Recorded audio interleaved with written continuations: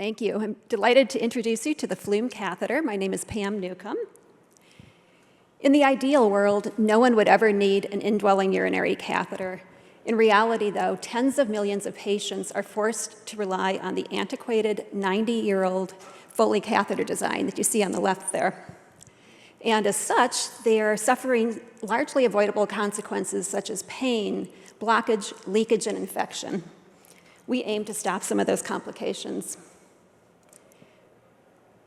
So if you look on the far right or far left, there's roughly 100 million global placements per year.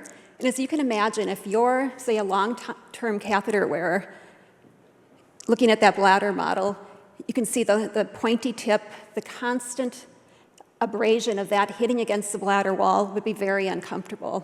Even if you're a short-term user, there's information that shows that both long-term wearers and short-term suffer significant consequences, such as pain and discomfort, but more important, 10% infection.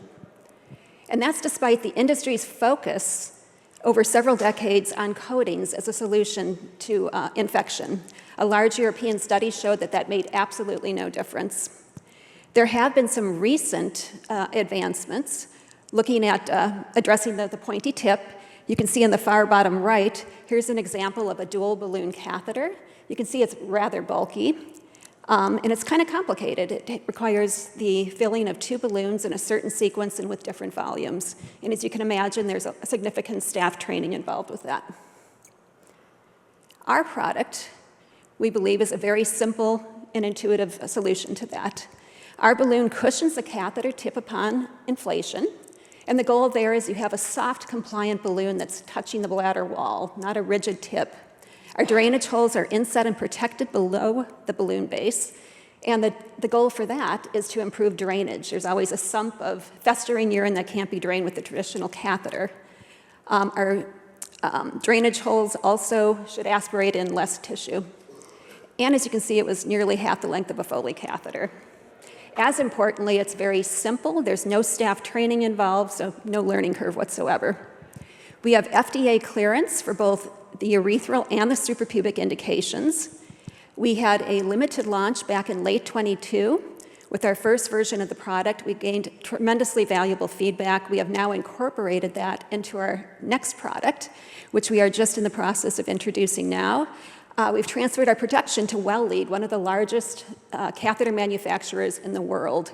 We have plans in place to reduce our cost by the end of this year significantly, and then again as we move to a new material, silicone. Today, like I said, we're releasing the device to a backlog of awaiting clinicians and patients, and we're so excited about the feedback we're getting from them. This is a busy slide, but just to talk about what what we're doing to gather evidence. First and foremost, we're getting lots of great testimonials. I encourage you to go to our website and see what some of these patients are saying firsthand. Then, as we move, you see 1 and 2, we're going to be doing some smaller scale studies to help support what we're hearing in those testimonials. Then, as we gain volume and we have the financial wherewithal, we'll move to doing what we think we need to do to break into the long-term care segment, which is proving reduced infection and reduced costs, which we're very confident we could do. In terms of where we're going to be focusing first and foremost, we're going to start with the long-term care segment. They are oftentimes the most long-suffering patients, and within that, the suprapubic area, where we're getting tremendous interest from clinicians. So that'll kind of be our bridgehead.